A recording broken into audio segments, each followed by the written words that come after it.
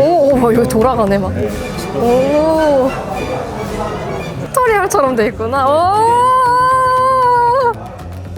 견디고 듣다 보면 늘어가는 테크 지식. 오케이.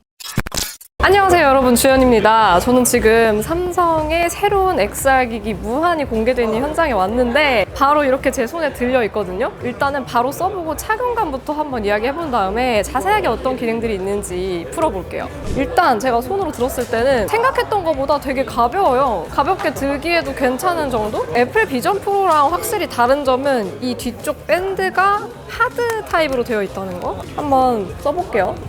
이렇게 쓰고 이 뒤에 있는 레버를 돌려가지고 보여주면 되거든요. 어때요? 근데 저한테는 이 몸집 자체가 좀 큰 것 같긴 한데 근데 생각보다 되게 편해요. 뭔가 엄청 안정감 있어요. 애플 비전 프로 썼을 때는 앞으로 엄청 쏠리거나 니트 밴드가 계속 흘러내릴 것 같은 그런 느낌이 있었거든요. 근데 얘는 확실히 이게 뒷부분까지 다 하드 타입이라 그런지 모르겠는데 엄청 안정적이에요. 그리고 뒤통수가 여기도 한번 받쳐주고 이 위쪽에도 한번 받쳐주니까 기대했던 것보다 되게 안정적인데요? 진짜 편해요. 약간 고개 돌려도 잘 고정되어 있는 느낌? 이 정도면 진짜 편한 것 같아요. 주영님 한번 써보실래요? 좀 작은 머리통 말고 지금 대두가 필요. 아니 대두라는 게 아니라 몸집이 큰 남성분이 썼을 때 어떤 그림일지 있으면 좋잖아요. 근데 이게 진짜 편해요. 안정적이에요. 어때요? 편한데요? 편하죠? 네. 진짜 편하죠? 근데 말씀하신 게 어떤 얘기인지 알 것 같아요. 그 뒤통수를 되게 잘 받쳐. 여긴 되게 안정감 있고 이 앞부분이 살짝 잡아주는 이마 부분을. 생각보다 더 안정적이야. 저 집에 애플 비전 프로 있거든요? 근데 그거 쓰고는 저렇게 도리도리 못해요. 이게 써보니까 여기 이마 부분 닿는 데가 여기가 되게 편해요. 폭신폭신하고 곡률 구조도 뭔가 영향이 있는 것 같지 않아요? 이렇게 돼 있어서 이마를 뭔가 딱 제대로 받쳐주고 콧잔등에 생각보다 무게감이 많이 안 가요. 그리고 저는 이게 진짜 킥인 것 같은데? 이 뒤통수를 각각이 받쳐주는 게 아니라 얘네가 이렇게 연결이 돼 있어가지고 엄청 안정적이에요. 근데 이게 저처럼 덩치가 작고 머리통 좀 작은 사람이 써도 편하고 머리통이 평균 건장한 남성이 써도 편한 거는 진짜 인정할 수밖에 없다. 실제로 그럼 사용할 때는 어떤지는 저기 체험존 가서 한번 해볼게요.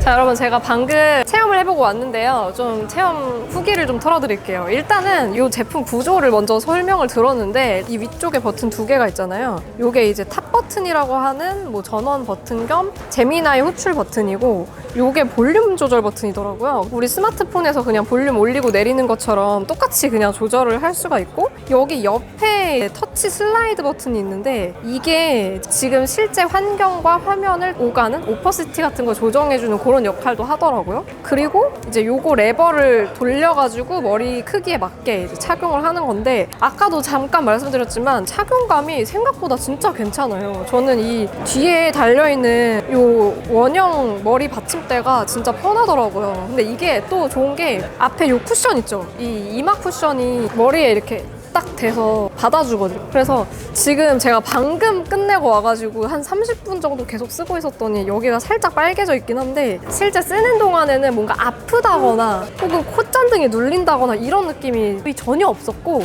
지금 이 제품에는 이렇게 기본으로 장착이 되어 있는데 기본 구성품에 이 두께를 좀 늘릴 수 있는 2단계가 좀 얇은 거 하나 더 두꺼운 거 하나 이렇게 포함되어 있어가지고 처음에 이렇게 착용했을 때 뭔가 렌즈가 내 속눈썹에 닿는 것 같다거나 아니면 조금 렌즈가 너무 가깝게 느껴진다거나 그러면은 그 두께를 추가해서 쓸 수 있더라고요. 그래서 그런 거는 이제 사용자한테 각각 커스텀해서 쓸 수 있다는 거가 좀 좋아 보였고 일단 얘의 최대 장점은 이제 제미나이를 통해서 우리가 스마트폰에서 사용하는 것처럼 뭐 이것저것 물어본다거나 화면 공유해서 화면에 대해서 물어본다거나 이런 음성으로 다 검색 같은 게 되는 게 저는 되게 편하더라고요. 사실 애플 비전 프로도 집에 있고 저도 써봤지만 비전 프로는 가상 키보드가 딱 뜨면은 손가락으로 이렇게 톡톡톡 눌러서 아주 천천히 써야 되다 보니까 엄청 답답했거든요. 그래서 결국에는 키보드를 이제 물리 키보드를 연결해가지고 이렇게 써야 됐는데 얘는 진짜 키보드 없어도 음성으로 전부 다 알아들으니까 멀티모달로 된다는 거가 일단 깡패지 않을까 싶어요. 앱을 열거나 하는 것도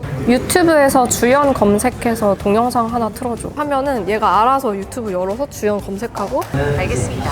잠시만요.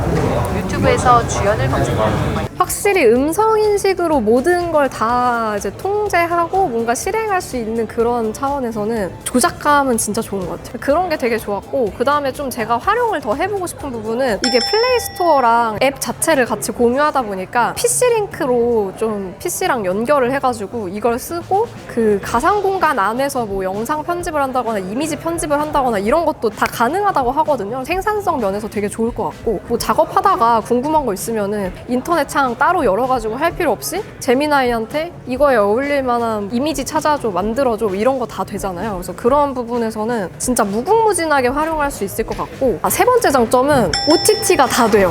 근데 이게 진짜 깡패인 것 같은 게 애플 비전 프로를 쓸 때 그런 시청각 경험은 너무 좋았지만 이 좋은 시청각 경험을 가지고 내가 볼 수 있는 콘텐츠가 너무 한정적인 거예요. 지금도 애플 비전 프로에서는 디즈니 플러스랑 애플 TV 플러스밖에 못 쓰거든요.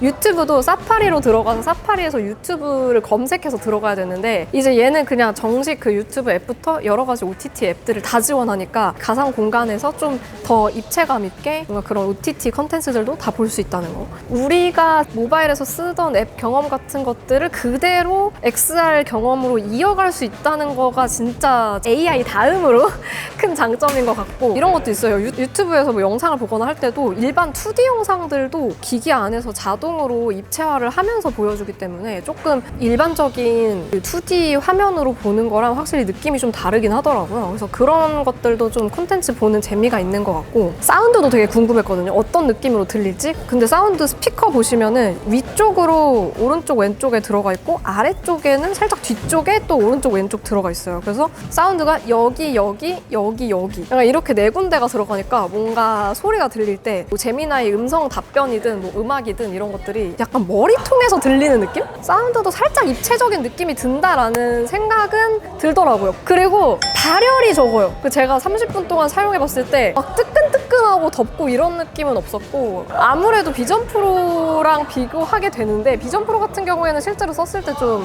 덥다라는 느낌이 들거든요. 점점 뜨끈뜨끈해지는 느낌이 좀 있었는데 이번 M5 들어간 비전 프로는 어떨지 저도 아직 사용은 안 해봤지만 여기 안에 또 팬도 들어가 있고 한데 뭔가 방열 설계를 잘 한 건지 생각보다 발열이 적더라고요. 근데 얘가 비전 프로랑 비교했을 때 아쉬운 점은 확실히 시각 경험이 좀 아쉬웠어요. 그러니까 이게 제품 딱 켜지면서 폼 화면 딱 켜지자마자 드는 느낌. 시각 경험은 비전 프로가 훨씬 낫다 지금. 이거는 약간 화질 자체가 아예 다른 느낌? 그래서 뭔가 영상을 보거나 할 때도 진짜 생생하게 진짜 내 눈앞에 펼쳐지는 것 같다라는 느낌으로 각이 30% 모자른 느낌? 시각적으로 앞에 이렇게 정말 공간형으로 쫙 펼쳐지고 하는 거는 당연히 XR 기기니까 얘가 되는데 그 펼쳐진 공간이 확실히 가상이다라는 거가 그냥 눈으로 보이는 정도다 보니까 뭐 비전 프로에 대한 경험이 없었으면은 충분히 좋다고 생각했을 텐데 둘이 비교하면은 시각 경험은 좀 아쉽긴 하더라고요. 그리고 막 앱 런처 같은 데서도 이렇게 화면 넘길 때나 스크롤 할 때도